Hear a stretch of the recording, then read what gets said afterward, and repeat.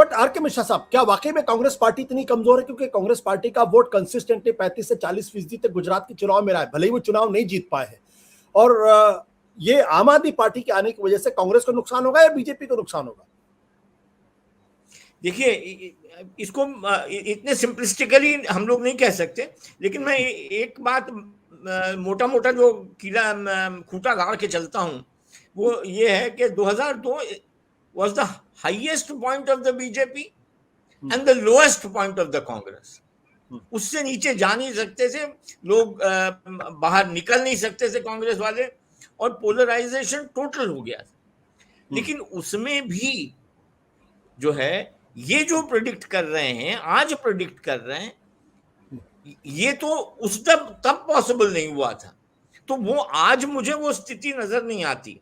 ये बात अगर एक और एग्जाम्पल देकर के कहूं तो ये है कि अगर टेलीविजन न्यूज चैनल्स ने अपनी जो इंटेग्रिटी है न्यूज की अगर बनाए रखी होती तो ऑल्टरनेट मीडिया जहां हम और आप आज बैठ करके बात कर रहे हैं उसकी जरूरत नहीं पड़ती।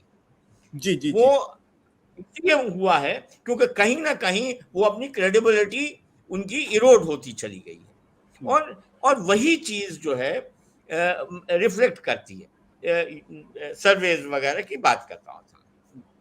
देखिए, अगर इस चीज को आगे लेकर के चलते हैं, कांग्रेस की बदहाल स्थिति को आगे लेकर के चलते हैं, तो भी एक मिनिमम लेवल वो राइट थ्रू मेंटेन करता चली गई है पार्टी। दूसरा कि आम आदमी पार्टी के एब्सेंस में और नरेंद्र मोदी जी के हेल्प में आने के बाद वो कॉन्स्टेंटली स्लोली उसकी सीटें बढ़ती रही और बीजेपी की घटती रही। अब बात आती है कि भाई थर्ड ट्रायंगुलर आ गया, तो पास्ट रिकॉर्ड ये बताते हैं कि मोए गुजरात के दिग्गजों ने पार्टियां खड़ी की हैं और वो पार्टियां एक भी इलेक्टोरल शोइंग में कहीं भी डेंट नहीं कर पाई। वो चाहे किसान मजदूर लोक पक्ष हो चिमन भाई पटेल की, और केशु भाई के टाइम की गुजरात परिवर्तन पार्टी हो, या शंकर सिंह वाघेला जिन्होंने इतना बड़ा रिबेलियन किया था उनकी पार्टियां हों, ये सब पार्टियां कहीं ना कहीं इलेक्शनों में ध्वस्त हो। लेकिन आज की स्थिति और एंटी इनकम्बेंसी और जो स्थितियां निर्माण हुई हैं नरेंद्र मोदी के आने के बाद, उसमें कुछ वीक पॉइंट्स भी आए हैं। उसमें सबसे बड़ा वीक पॉइंट ये आया है कि नरेंद्र मोदी ही अगर बड़ी ताकत है और उनके नीचे बाकी लोगों का कोई वजूद नहीं है, क्योंकि ओवरनाइट कैबिनेट बदल जाती है, तो आपने जब कमजोर किया है और आप ही को रिजल्ट इन्हीं लोगों से लेना है, तो रिजल्ट ये देंगे कैसे?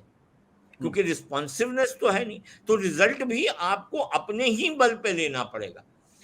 अल्टीमेटली नरेंद्र मोदी जी को माइक्रो मैनेज, आज की स्थिति में भी माइक्रो मैनेज करना पड़ रहा है। एक दूसरी बात, पिछले 6 महीने में 89,000 करोड़ के प्रोजेक्ट्स कि या फाउंडेशन स्टोन थ्रोइंग या इनॉग्रेशंस वो उन्होंने किए हैं।